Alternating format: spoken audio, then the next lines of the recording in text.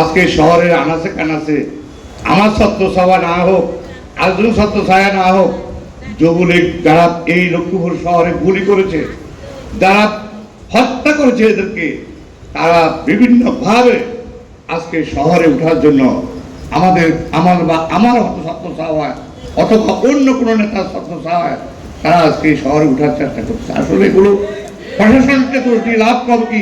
আমরাই দায়ী, আমরাই দোষী, আমরা ভুলে গেছি এগুলো।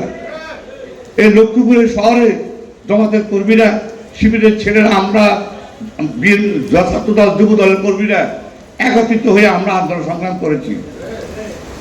এই যে একটু আগে একদম বললেন, এই অফিস, এই যে এখানে রাজকোটের সামনে কিভাবে আমাদের কর্মীদের পিটানো হয়েছে। আমার আমাদের ছোট ছোট বোনরা আন্দোলনে যখন নেমেছিল তখন তাদের গায়ে হাত দেওয়া হয়েছে, তাদেরকে অপমান করা হয়েছে।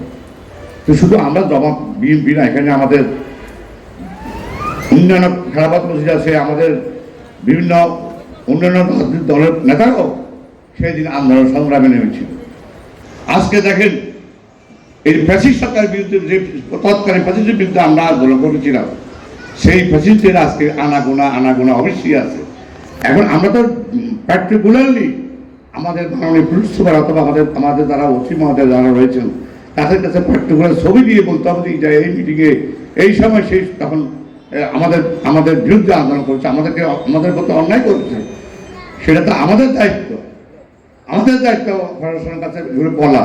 কারণ সব কিছু হবে, সব কিছুর সমাধান হবে, কিন্তু ফ্যাসিস্ট সরকারের গতবারের যে ফ্যাসিস্ট সরকার তাদের সাথে কোনো আপোষ হবে না, আমরা করতে দেব না।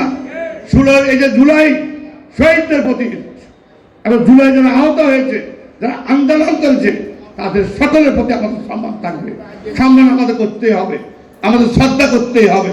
এই আশাবাদ ব্যক্ত করে আমরা লক্ষ্মীপুরে যারা বসবাস করি, আসুন আমরা ঐক্যবদ্ধ থাকি।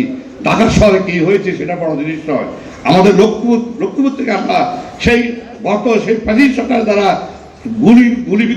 গোলাগুলি করেছিল, আমাদের তাদের বাইরেকে হত্যা করেছে, মা বোনদেরকে অপমান করেছে, আসুন তাদের বিরুদ্ধে আমরা ঐক্যবদ্ধ হই।